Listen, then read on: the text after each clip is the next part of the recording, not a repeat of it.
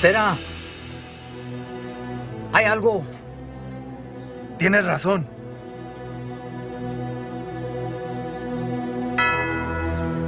Tráeme el padre.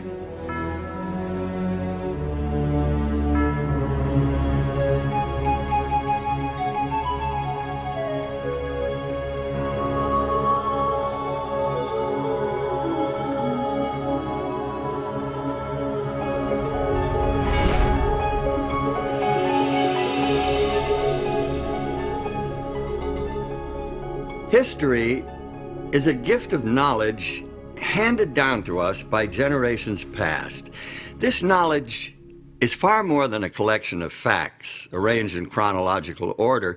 It's a source of enlightenment that helps us understand ourselves and our place, our purpose in our world and in the universe around us.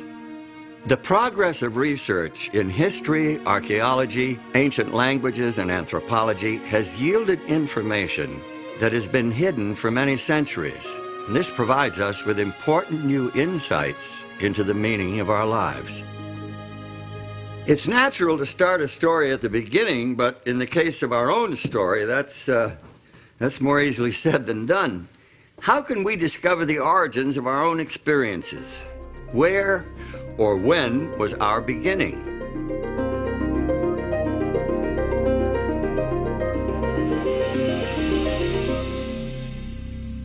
The ancient Babylonians left us one of the oldest myths about human origins. It's an epic creation poem that was written sometime during the 2nd millennium BC. It's called the Enuma Elish, which translated means when on high. When on high the heaven had not been named, firm ground below had not been called by name, not but primordial Apsu their begetter, and Mumu Tiamat, she who bore them all, their waters commingling as a single body. According to the experts, the ancient Babylonians believed that Apsu represents sweet water and Tiamat salt water. At the beginning of creation, the two had not yet been separated. Mingled together as they were, they possessed within them the seeds of life. They brought forth generations of gods who in the course of time created man.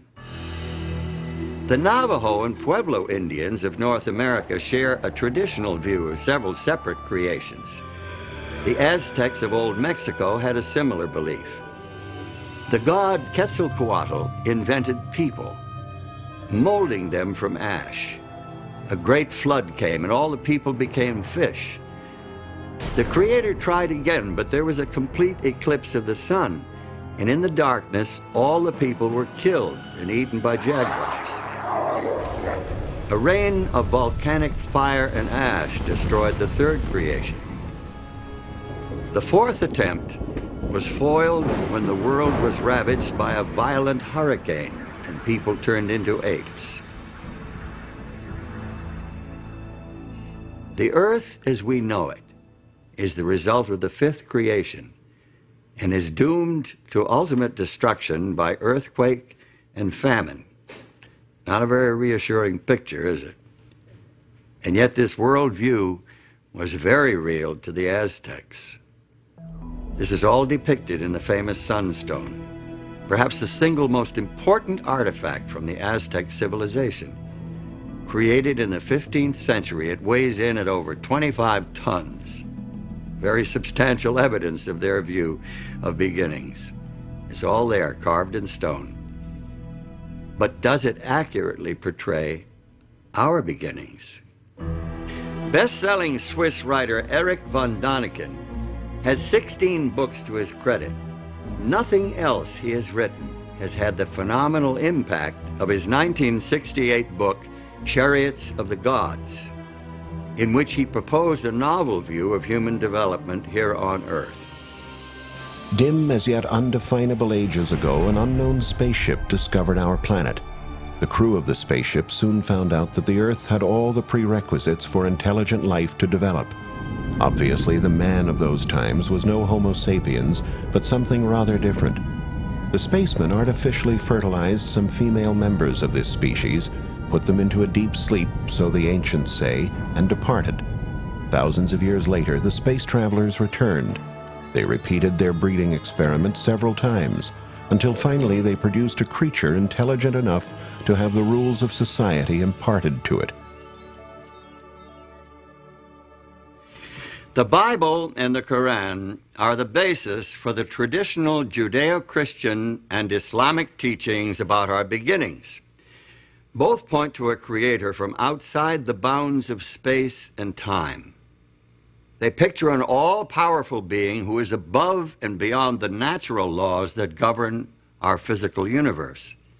They teach that this creator God exercised his supernatural power and created everything according to his divine purpose.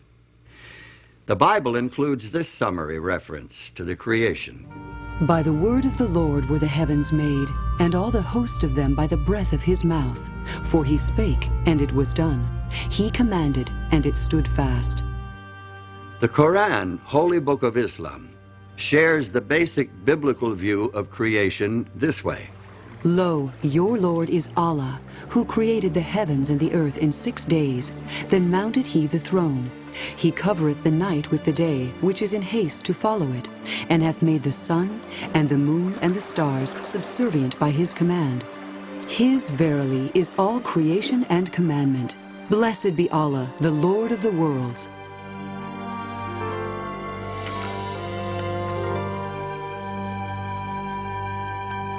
By the early 1800s, some scientists were proposing new theories regarding the origin of life on Earth, theories that conflicted with traditional creationism. In December of 1831, the HMS Beagle set sail from England on a 5-year round-the-world voyage. Aboard this survey ship as an unpaid naturalist was 22-year-old Charles Darwin. Darwin's observations and conclusions would revolutionize the conventional view of origins. Their idea was that God had created specifically for each environment the animals and plants that fit into it. Well, if that was true, then one oceanic island ought to resemble another oceanic island.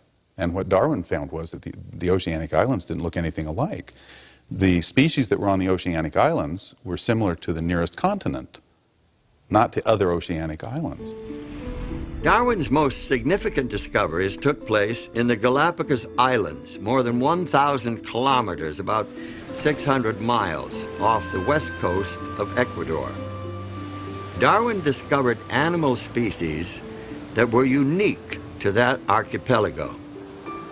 He also noted distinct variations between similar animals on different islands. He came back one day having picked up a tortoise shell from the island that he had been visiting, and the fellow who lived there and was staying at the main population center said, "Oh, you've been to," and named the island he'd been to, and he was floored. He said, "How do you know where I've been?" And he says, "Because that tortoise came from the island." And he says, "How do you know that?" And he said, "Because each island has a specially shaped tortoise, and I can recognize them." And that just blew his socks off.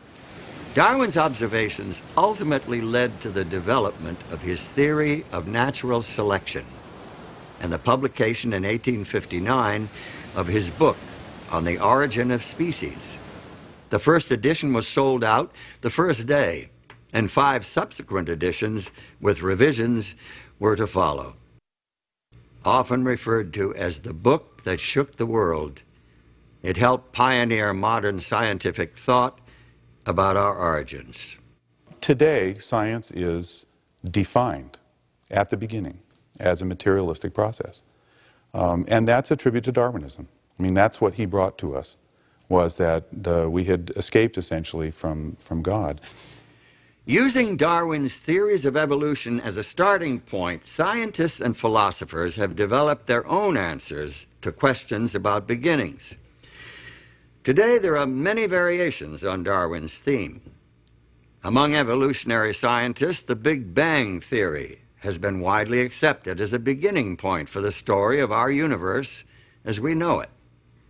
This theory suggests that all the matter that now exists in the universe is derived from a tightly compressed, incredibly hot mass of subatomic particles that exploded something like 10 or 15 billion years ago.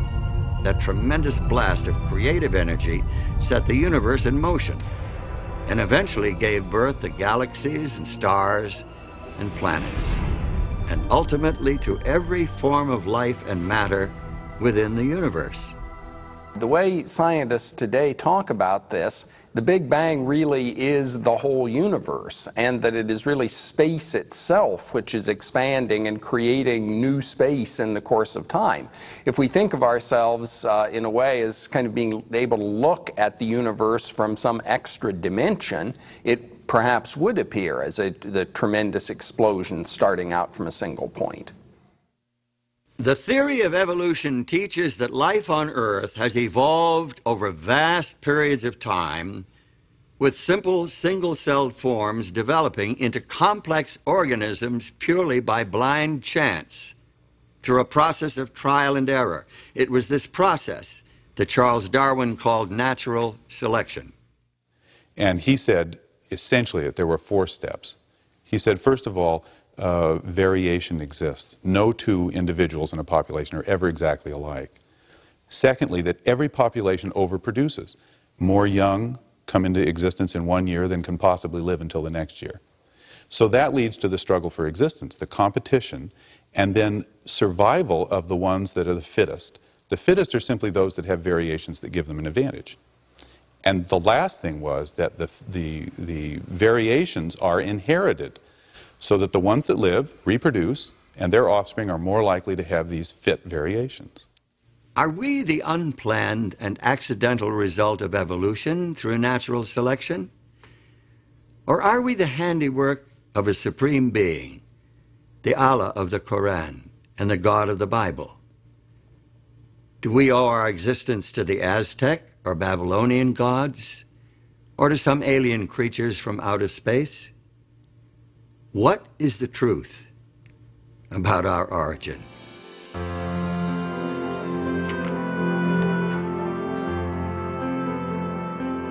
Today, the theory of evolution is presented to school children and promoted in the media as if it were proven fact. The truth of the matter is, however, the theory of evolution is just that, a theory. Its scientific foundations are actually kind of shaky. Molecular biologist and author Michael Denton gives us this insight into Charles Darwin and his theory. The popular conception of a triumphant Darwin increasingly confident after 1859 in his views of evolution is a travesty. On the contrary, by the time the last edition of The Origin was published in 1872, he had become plagued with self-doubt and frustrated by his inability to meet the many objections which had been leveled at his theory. Darwin's theory of natural selection could not be thoroughly tested in his day due to the limitations of the scientific equipment available at that time. Today's scientists are able to study the complicated systems within even the simplest single-cell organisms. Many people think of single cells as being less complex than multicellular organisms. Darwin thought so, and he thought that the first organism was a cell. Darwin can be excused for thinking so because the equipment to look inside the cell and see what was going on just didn't exist then. Now that we have it, we look inside the cell and we find enormous complexity. Amoebas move like we move. They don't have muscles, they have microfilaments. We digest our food. We do respiration. But so does the amoeba. They're much smaller than we are. They don't have but one cell, but they do all of the things we do, and they're just as complex. The complexity of even the simplest life forms is one of the reasons why many scientists are becoming increasingly dissatisfied with the evolutionary explanation, with its reliance upon pure, unguided chance. There's good reason for scientists to question the power of chance. Take a look at this simple demonstration. You see what I mean.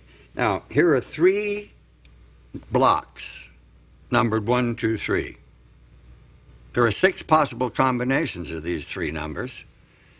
Now, I'll put the blocks into this box. and shake it up.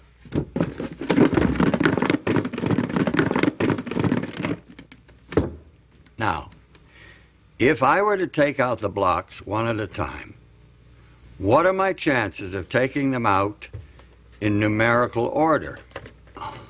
Well, I can expect to draw out the numbers 1, 2, and 3 in that order on an average of once in every 6 attempts.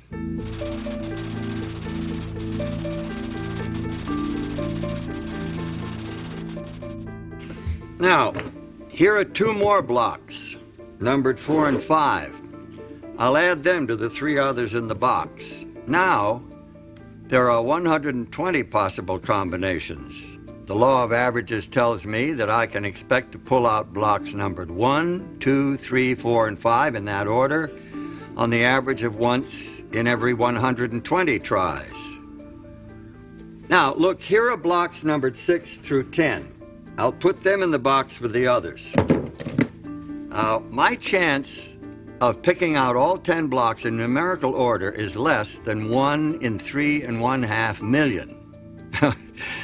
Well, let me put that in perspective. If I put myself on a schedule and worked at this game day and night, pulling out all 10 blocks one at a time every 15 seconds, I could expect to win this game on the average of about once every 18 months. What if I doubled my quantity of sequentially numbered blocks to 20?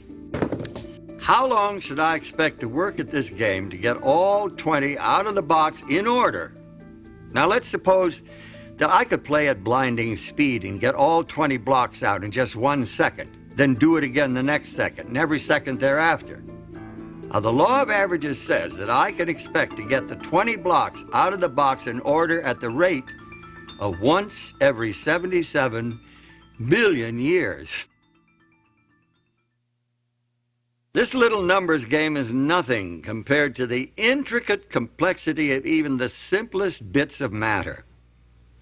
Physiologist and author Pierre Lecontenue, in his book Human Destiny, estimated the chance of forming a 2,000 atom protein molecule as something like 1 in 10 to the 321st power.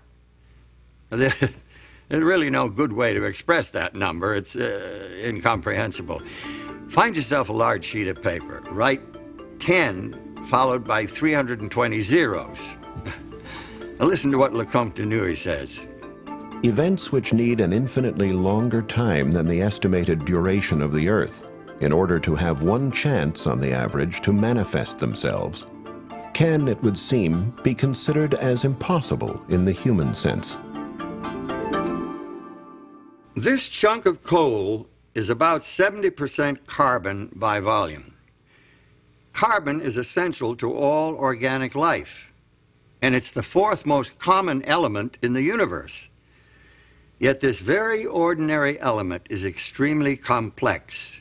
In order for it to be produced naturally, 3 helium nuclei must combine to form a single carbon nucleus. But we have found that the conditions needed for that to happen are really very precise. In other words, that if the balance of forces in the atomic nucleus were very slightly different, that reaction would not be able to take place in order to form enough carbon to be of any significance. Men who discovered this, the way in which this reaction takes place to form carbon, and who found the conditions that were necessary for it to take place was Fred Hoyle, who is one of the great astrophysicists and cosmologists of this century. Hoyle was very skeptical about religion. At the time, at least, he was an atheist. Some supercalculating intellect must have designed the properties of the carbon atom. Otherwise, the chance of my finding such an atom through the blind forces of nature would be utterly minuscule. A common-sense interpretation of the facts suggests that a superintellect has monkeyed with physics as well as with chemistry and biology. The numbers one calculates from the facts seem to me so overwhelming as to put this conclusion almost beyond question. It seems that evolution through a long series of random unguided mutations is a practical impossibility. This fact casts a cloud of doubt over the entire evolutionary scenario. Scientists are now looking for shortcuts, miraculous jumps out of the realm of chance. Many are frankly awed by their discoveries, finding more and more clear evidence of intelligent design in nature.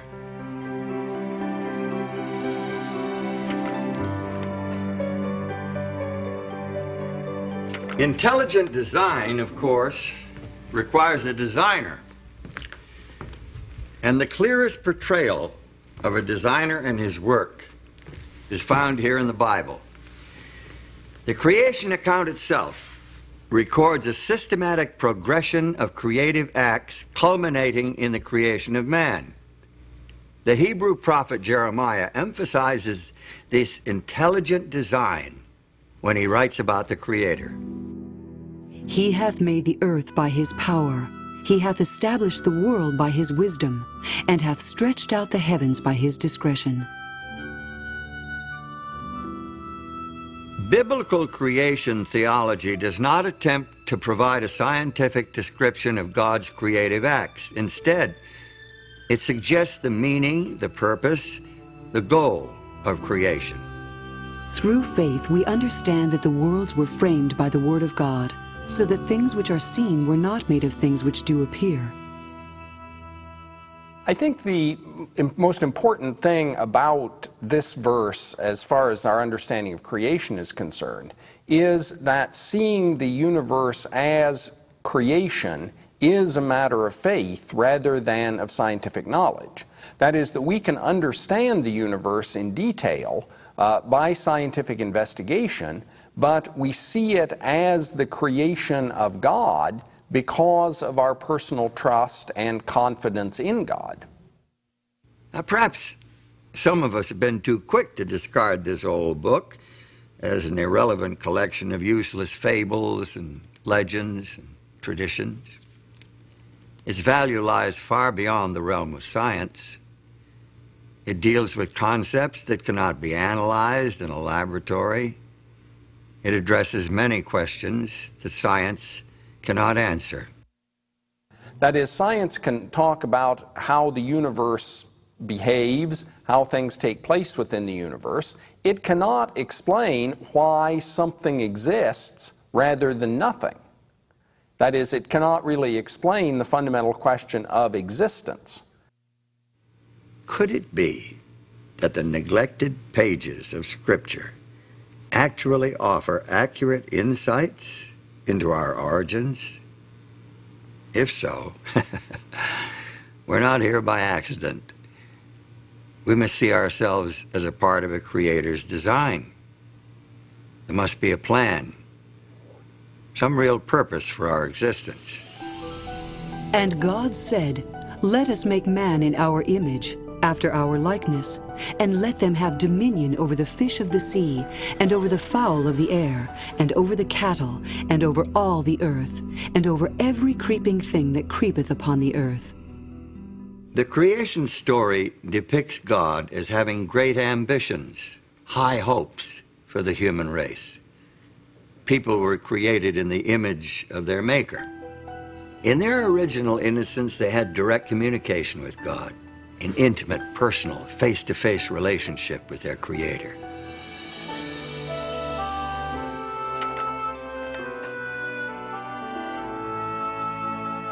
After the creation of human beings, the Bible reports that God marked the end of creation with a day of rest, thus establishing the weekly cycle for human life.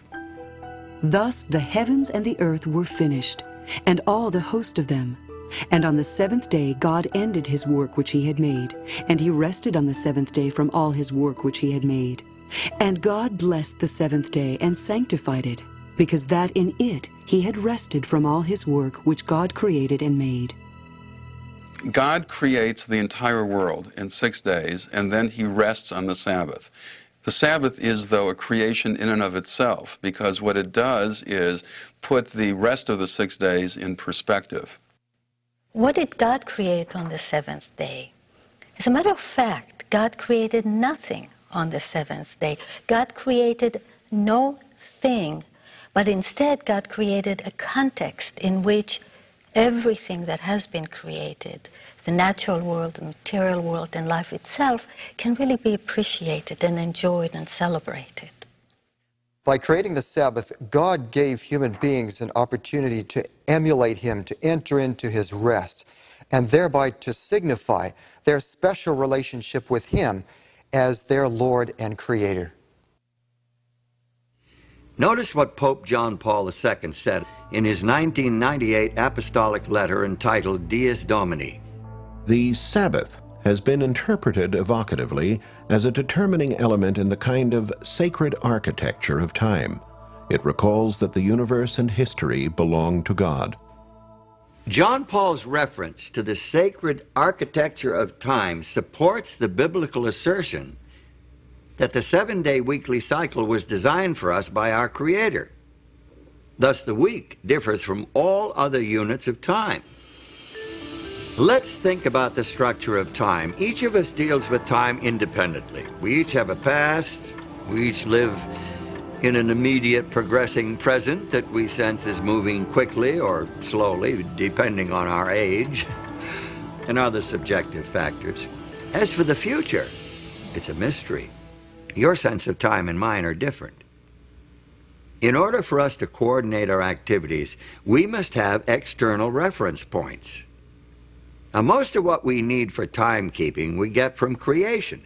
The story defines a day as a period of darkness and light, evening and morning. It is caused by the rotation of the earth upon its axis.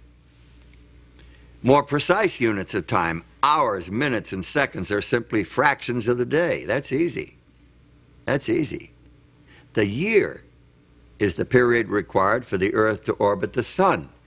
The month, as we know it today, is loosely based on a full cycle of lunar phases, but it's been adjusted to make 12 months equal 1 year. The week is a different story altogether. At first glance, it's an arbitrary period of time related to no natural phenomenon. The earliest record of the week is found in the literature and archaeology of the ancient Semitic peoples who inhabited southwestern Asia prior to 2000 BC. Now, where did they get the week? Was it embedded in their past as a result of the Creator's design? But is the week really an arbitrary artificial unit of time? Astronomer and anthropologist Anthony F. Avini suggests an alternative in his book, The Empires of Time. He reports that some chronobiologists are convinced that the 7-day cycle is designed into our very nature. The 7-day biorhythm in the human body is one of the recent discoveries of modern chronobiology. For example, the probability of rejection of certain organs is now known to peak at weekly intervals following an implant.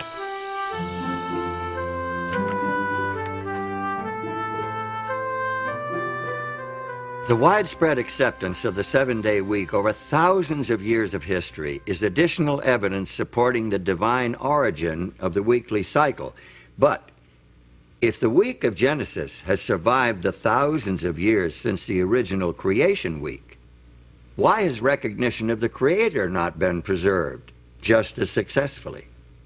Well, the book of Genesis provides the answer as to the downfall of the human family. In fact, if you read Genesis 6:5, you'll see that the Bible says the thoughts of humanity were evil continually. So God decided to clean the world up, sent a flood. And the flood was 40 days upon the earth. And the waters increased and bare up the ark, and it was lifted up above the earth. And the waters prevailed exceedingly upon the earth, and all the high hills that were under the whole heaven were covered. In spite of this dramatic demonstration of God's power and his displeasure with people not following his way, mankind soon forgot again, and they started to build idols to themselves instead of worshiping God. And the whole idea of the weekly cycle, which showed 6 days of work and a Sabbath was forgotten, and what mankind did was incorporate the weekly cycle into astrological tables instead of remembering the God of creation. About 2,000 years before Christ, there lived in the Chaldean city of Ur a man who is claimed by all three of the world's great monotheistic religions, Judaism, Christianity, and Islam, as one of their primary founders. In the biblical account, Abram, later renamed Abraham, is a key player in God's plan to win back the hearts of the human family and revive a knowledge of the Creator. Abraham's religion stood out in sharp contrast to the petty idolatry and trivial superstition of his neighbors. He worshiped the Creator, the transcendent, the invisible God, whose wisdom and power was demonstrated by the very existence of the world itself. He had a religion of faith, not sight. He had a direct relationship with his Maker. According to the Old Testament report, the Creator God revealed the principles of his relationship with the human race in 10 commandments engraved on stone tablets. These commandments were entrusted to Abraham's descendants, the Israelites, as a blessing to share with all nations of the world. Remember the Sabbath day to keep it holy. 6 days shalt thou labor and do all thy work, but the 7th day is the Sabbath of the Lord thy God. In it thou shalt not do any work, thou, nor thy son, nor thy daughter, thy manservant, nor thy maidservant, nor thy cattle, nor thy stranger that is within thy gates. For in 6 days the Lord made heaven and earth, the sea, and all that in them is, and rested the 7th day. Wherefore the Lord blessed the Sabbath day, and hallowed it. This is by far the longest of the 10 Commandments. It's unique in that it includes the divine credentials declaring the identity of the lawgiver and establishing his authority as creator to command the worship of his creatures. The commandment to observe the Sabbath shows the intimate relationship between God and creation. It shows that God not only creates, not only works to bring everything that is into being, the physical world, the natural world, and all that lives in it, but it also shows that God maintains intimate relationship with creation and steps back to withhold and to take in, as it were, everything that has been created, and celebrates and cherishes that which has been created. The Sabbath reveals God's compassion for his creatures. In Exodus 23, verse 12, there's a law regarding the Sabbath, and it says, 6 days you shall do your work, but on the 7th day you shall rest, that your ox and your ass may have rest, and the son of your bondmaid and the alien may be refreshed. So the Sabbath is a gift for God's creatures, not only human beings here, but it's also the ox and the ass, so that they can have rest from their labor that they do during the rest of the week. In the 5th book of the Bible, Deuteronomy, we find the 10 Commandments repeated. This time, the meaning of the Sabbath is enriched by linkage to the deliverance of the nation of Israel from slavery in Egypt. Keep the Sabbath day to sanctify it, as the Lord thy God hath commanded thee. And remember that thou wast a servant in the land of Egypt, and that the Lord thy God brought thee out thence through a mighty hand and by a stretched out arm. Therefore the Lord thy God commanded thee to keep the Sabbath day. We participate in God's redemption, just as the nation of Israel participated in God's redemption, because God has liberated us from something. Now, he liberated the ancient Israelites from Egypt, from Pharaoh, this oppressor. What God does is to liberate us as individuals from the oppressive power of Satan and from the sin that destroys us. Individuals today are in great need of finding a sanctuary in time, which is what the Sabbath is. We are overburdened and driven by the material world and by our own creativity of material things. And the Sabbath becomes the liberation from things, becomes the liberation from slavery to objects, to technology, to economics, to all the things that make us work frantically towards producing more and more.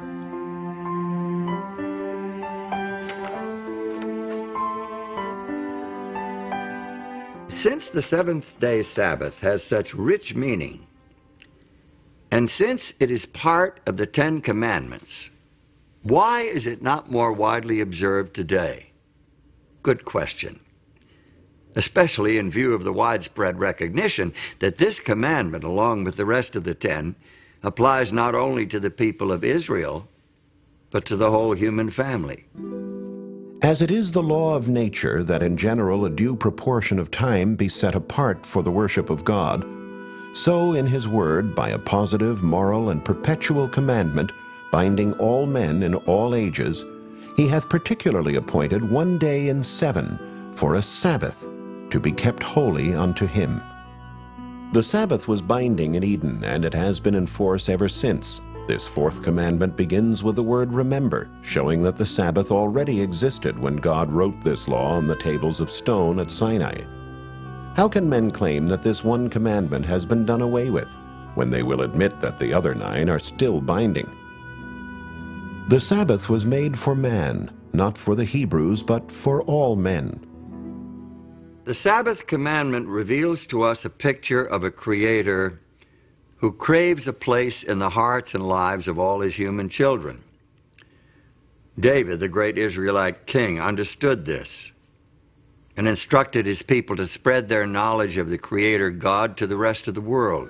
Declare his glory among the heathen, his marvelous works among all nations. For all the gods of the people are idols, but the Lord made the heavens. Give unto the Lord the glory due unto his name, and let men say among the nations, the Lord reigneth. The Bible makes it clear that the Creator's desire was to attract the whole human family to true religion, true worship, so that all could share in the good things he intended to do for Israel. Also the sons of the stranger that join themselves to the Lord, to serve him, and to love the name of the Lord, to be his servants. Every one that keepeth the Sabbath from polluting it, and taketh hold of my covenant, even them will I bring to my holy mountain, and make them joyful in my house of prayer. Their burnt offerings and their sacrifices shall be accepted upon mine altar, for mine house shall be called an house of prayer for all people. It's not hard to imagine the power of the Sabbath to restore and cement the relationship between the Creator God and his human children. Their devotion to the Sabbath day, their worship and praise and appreciation for his creative power would bind them to their God with ties of love and gratitude. If they continued their heartfelt observance of the Sabbath, they could never forget him. Moreover, also I gave them my Sabbaths, to be a sign between me and them, that they might know that I am the Lord that sanctify them.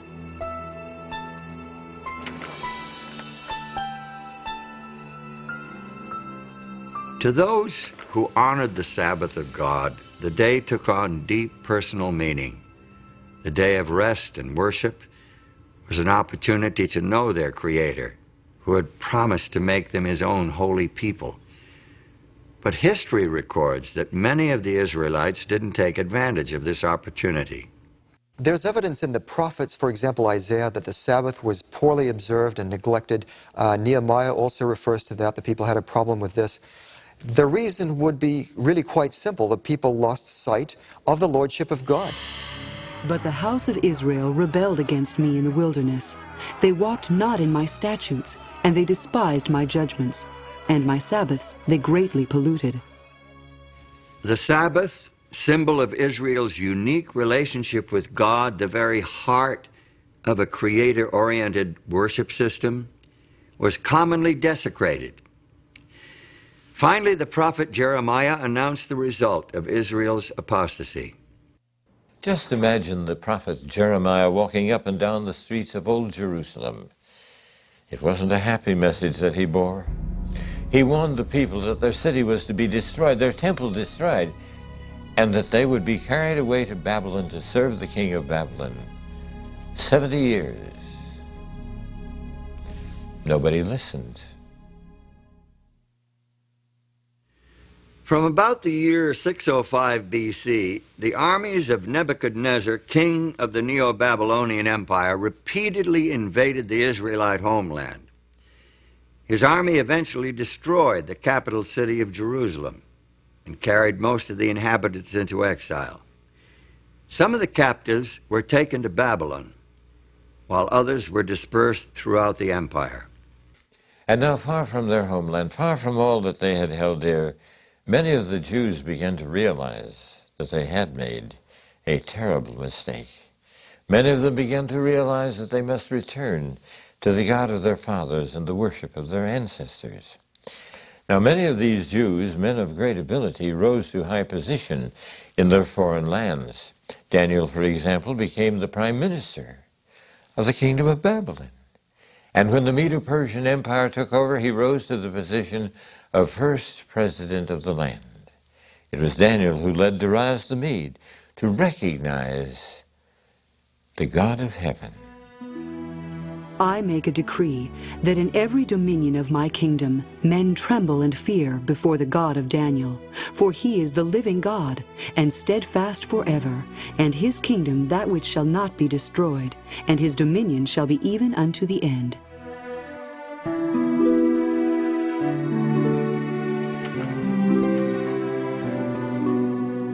There is evidence to suggest that the religion of the exiled nation became so well known that it influenced the philosophical and religious movements of the following century.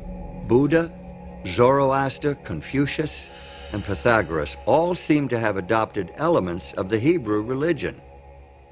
For example, although there are no holy days in Buddhism today, evidently Sabbath, or Upasatha, was a part of that religion early on. The Blessed One established the rule for observance of a Sabbath, and he suggested that at the seventh-day meeting, any monk whose conscience troubled him should confess his offense before the assembly of brothers. Arthur Lloyd, in his book, The Creed of Half Japan, states that the order of monks kept their Sabbath days for many centuries. Even Confucius may well have been reporting about the seventh-day Sabbath in this passage from one of his classical works. The ancient kings on this culminating day closed their gates. The merchants did not travel, and the princes did not inspect their domains. Some knowledge of the weekly Sabbath eventually found its way into numerous cultures. In the Hebrew language, the name of each day shows its relationship to the Sabbath. The first day is called Echad B'Shabbath, one accompanying or along with the Sabbath. Each succeeding day proceeds toward the Sabbath until the sixth day, which is called Eve of the Holy Sabbath. Day 7 then is Sabbath. In more than 100 ancient and modern languages, the seventh day of the weekly cycle was named Sabbath or its equivalent.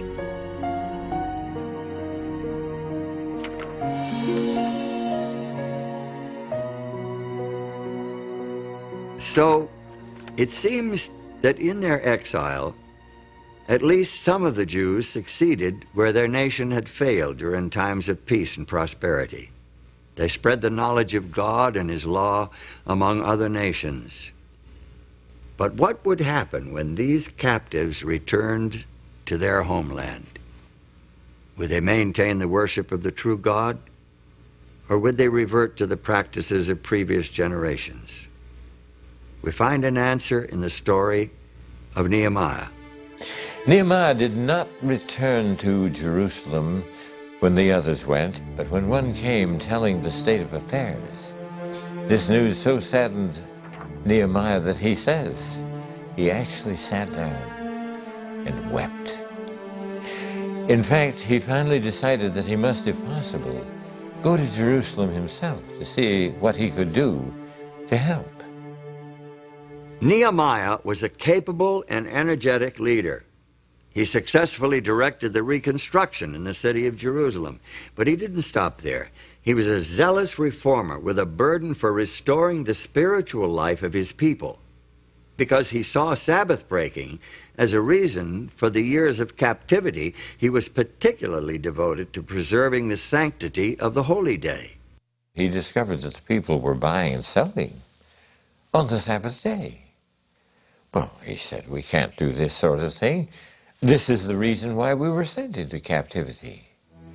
And when the merchants still continued to come, he ordered the gates barred on the Sabbath day.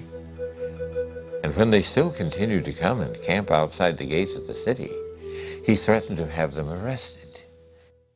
A priest named Ezra assisted Nehemiah in his work. He exerted a strong influence on the spiritual life of the Jews of his day.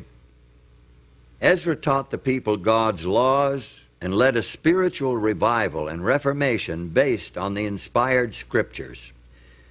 The people joined together in a solemn oath to obey the commandments that God had given through Moses. They promised not to desecrate the Sabbath by entering into commerce on that day. They observed the holy day so carefully and consistently that Sabbath keeping became a distinctive characteristic of their nation. During the period between the end of the Bible's Old Testament record and the beginning of the story of Jesus Christ in the New Testament, there was almost continual upheaval in the Middle East. The armies of Alexander the Great overran the Persian Empire. Within a short time, Alexander himself died, and his empire broke up into rival factions. Palestine, along with Syria, eventually came under the rule of the Seleucid dynasty. King Antiochus IV is notable especially because of his opposition to the religion of the Jews. His troops took over the temple in Jerusalem and set up a system of pagan worship in its courts. Josephus, the famous chronicler of Jewish history, tells us that Antiochus tried to stamp out all visible evidence of the Jews' spiritual identity. So he sent emissaries to Jerusalem, declaring, they must tear down the altar of Jehovah. They must give up the worship of the Sabbath. So they gathered themselves together, fled to the wilderness, and there they found a cave that could accommodate their numbers of about 1,000. Now when it was told the king's servants that certain men who had broken the king's commandment were gone down into the secret places in the wilderness, they pursued after them a great number, and having overtaken them, they camped against them, and made war against them on the Sabbath day. And they said unto them, Come forth, and ye shall live. But they said, We will not come forth, neither will we do the king's commandment to profane the Sabbath day. And they burnt them as they were in the caves, because they were not willing to break in upon the honor they owed the Sabbath, even in such distresses. There were about 1,000, with their wives and children, who were smothered and died in these caves. The martyrdom of those Jewish patriots in the days of Antiochus IV is a great testimony to the power of their beliefs. Their God and his Sabbath meant more to them than life itself. Their sacrifice was a victory of faith. The Old Testament, supported by the evidence of history, language, and culture, establishes the Sabbath as a sacred memorial to the creative and redemptive work of God. It declares the Sabbath to be a sign of the intimate relationship between the Creator and those who worship him, a day of rest and worship that can bind the hearts of human beings to the heart of their Creator. When early Christians inherited the Sabbath, the teachings of Jesus Christ and his disciples served to emphasize and enrich its meaning, magnifying its importance. Today, for many Jews and Christians alike, it is still a central point of spiritual life and worship. To this day, it remains a defining element in the sacred architecture of time.